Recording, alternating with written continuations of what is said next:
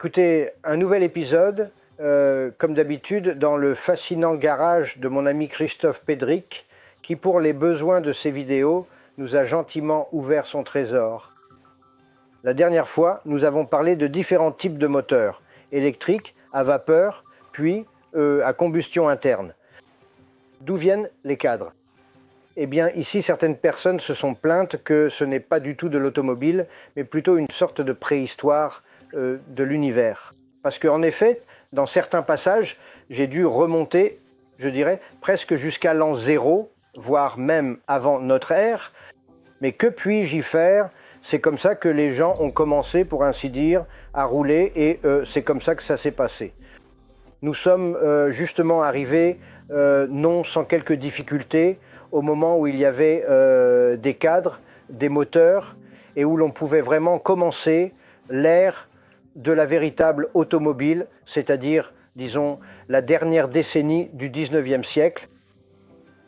À ce moment-là, les constructeurs de véhicules ont commencé à se rendre compte que l'électricité, ou disons la vapeur, était un peu, comment dire, une impasse en ce qui concerne la conduite sur route, car avec les trains, c'était une toute autre histoire.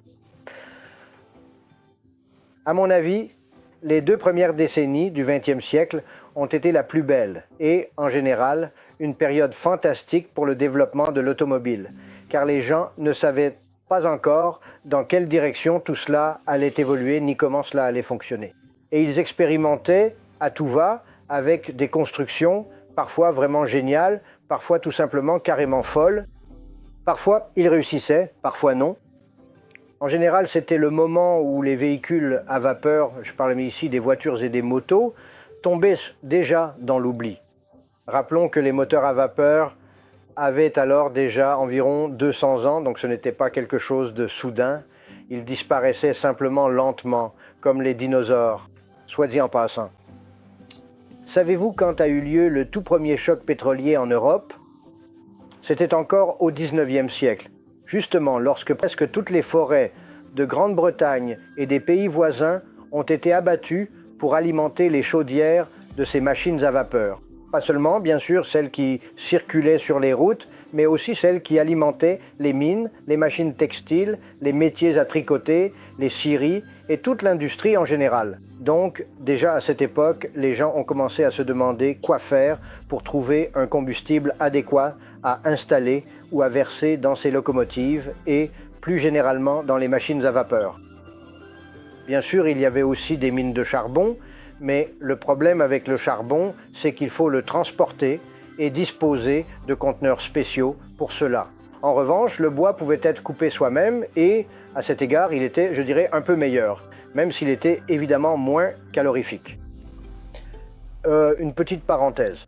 Quand je voyageais là-bas, il y a longtemps, pour la première fois en Grande-Bretagne, je me demandais pourquoi toutes ces forêts étaient si régulières, pourquoi les arbres poussaient si joliment. Je me disais, regardez, même sur ce plan-là, il y a un meilleur ordre en Europe que chez nous.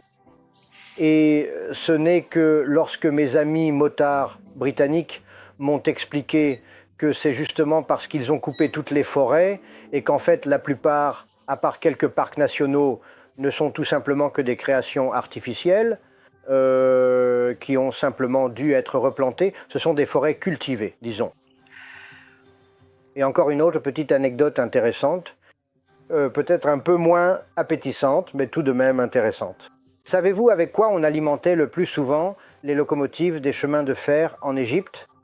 Avec des momies. Elles étaient parfaitement adaptées à la combustion et il y en avait tout simplement des quantités innombrables. Quelqu'un les avait accumulées pendant quelques milliers d'années et elles étaient enterrées dans le sol. Il suffisait de creuser n'importe où, on en sortait des momies et elles convenaient, plus ou moins bien, à la combustion sous ces chaudières à vapeur. Voilà donc le genre d'inventions diverses qu'on utilisait. À propos de carburant, eh bien justement, l'un des principaux problèmes des véhicules à moteur à combustion, c'était le carburant. Parce que, voilà, il y avait des moteurs, quelque chose y explosait, mais il n'y avait pas, à grande échelle, de source d'approvisionnement en carburant. Il n'y avait pas de station-service. Certes, il existait des raffineries qui transformaient les produits pétroliers en différentes fractions et, bien, certaines étaient plus ou moins adaptées à la combustion, à l'utilisation dans les moteurs à combustion interne. Mais alors, où se trouvaient les premières stations-service? On achetait l'essence en pharmacie, dans certains entrepôts de produits chimiques. En général, il était très difficile et compliqué de s'en procurer. Disons que c'était le 19e siècle, la fin, le début du 20e siècle. Au début, l'indice d'octane de ces carburants était vraiment très médiocre, très bas. C'est pourquoi ces moteurs avaient un taux de compression tel qu'ils l'avaient. Même les Harley, les Indian et, disons, les moteurs à soupape latérale américains dans les années 30 avaient un taux de compression de 5,5, 6,5. C'était, je dirais, normal. Et cela était dû au fait qu'un indice d'octane bas ne permettait pas une compression plus élevée de ces moteurs. En revanche, plus on utilisait rapidement, pour ainsi dire, des fractions plus légères de ces benzènes, plus on augmentait la compression de ces moteurs, de plus en plus, de plus en plus. Bien sûr, cela ne concernait que les véhicules, généralement accessibles, pas les voitures de course, car j'en parlerai dans un prochain épisode de cette série. À quoi ressemblaient les véhicules de compétition et de course par rapport aux véhicules civils? Et la différence était tout simplement énorme, comme celle qui existe entre une navette spatiale et une simple Cinquecento. Presque. Les stations-service, au début, il y avait des pharmacies, puis déjà à la fin des années 10, on utilisait des stations-service, ces stations. Eh bien, on s'y servait à l'aide de ces pompes manuelles. Cela m'a rappelé une histoire. Un jour, alors que je descendais quelque part, je crois la Vistule, en direction de la mer, avec un ami sur un yacht, nous avons trouvé sur la côte, dans les buissons, une pompe à essence vraiment très archaïque. Et elle se composait en quelque sorte de deux grandes bonbonnes en verre, d'une pompe manuelle et d'un grand réservoir souterrain. Et tout simplement, faire le plein consistait à pomper manuellement la quantité de carburant nécessaire dans le réservoir en verre, puis grâce à un petit robinet, l'essence s'écoulait par gravité dans le réservoir de la voiture ou de la moto. C'est ainsi que fonctionnaient les premières stations-service, et même en Pologne, si je me souviens bien, il me semble que les premières stations de ce type sont apparues dès les années 20.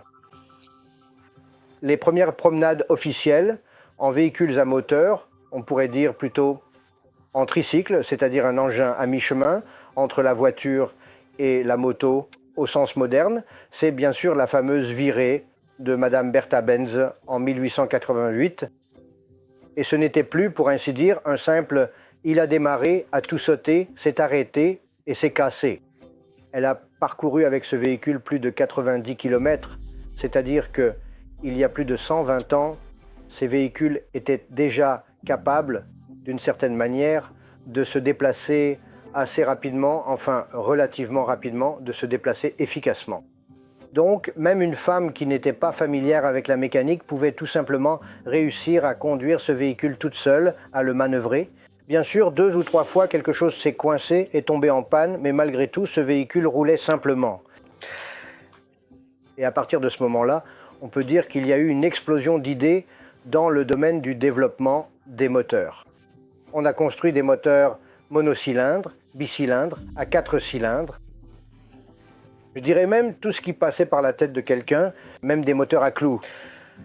Ici, je voulais dire quelques mots à propos des tout premiers systèmes de distribution dans de tels moteurs. En effet, comme je l'ai mentionné précédemment, les moteurs à combustion interne proviennent des moteurs à vapeur. Par conséquent, la soupape d'admission était une soupape atmosphérique, c'est-à-dire simplement ouverte selon le principe que lorsque le piston créait une dépression dans le cylindre, la soupape s'ouvrait, aspirant quelque chose. Je ne vais même pas parler de ces carburateurs, car c'est aussi une longue histoire. Il aspirait ce premier mélange air-carburant encore très rudimentaire. Il aspirait, comprimait, et seule la soupape d'échappement était commandée mécaniquement, car il n'y avait plus moyen de le faire de façon atmosphérique. En conséquence, ces constructions étaient les moteurs les plus simples, où l'admission se trouvait au-dessus de l'échappement, ce qu'on appellerait aujourd'hui des moteurs à soupape en tête latérale. Et je dirais qu'ils fonctionnaient plutôt bien.